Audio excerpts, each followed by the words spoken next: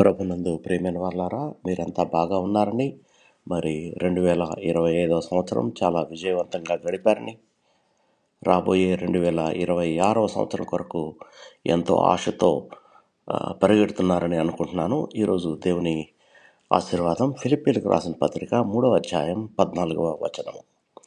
క్రీస్తు యేసునందు దేవుని ఉన్నతమైన పిలుపునకు కలుగు బహుమానమును పొందవలనని గురి యొద్దకే పరిగెత్తుచున్నాను.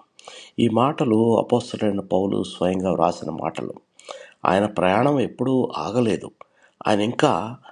ఆయన జీవితం అంతా కూడా గురి యొద్దకే పరిగెత్తుతున్నాను చెప్తున్నాడు. ఎందుకంటే క్రైస్తవ జీవితం ఒకచోట ఆగిపోయే జీవితం కాదు. అది దినదినము ముందుకు సాగిపోయే యాత్ర.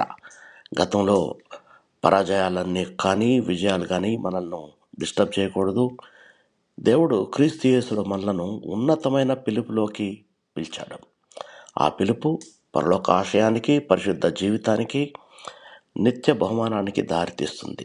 మన దృష్టి క్రీస్తు మీదే ఉంచినప్పుడు మన అడుగులు బలపడతాయి, మన పరుగు వ్యర్థం కాదు. ప్రార్థన చేసుకుందాం.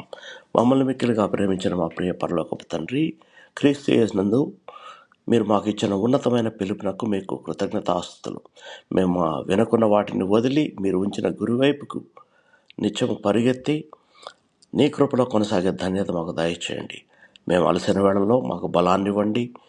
మాకు సందేహాలు కలిగిన సమయంలో మా విశ్వాసంలో మమ్మల్ని మరింత బలపరచండి.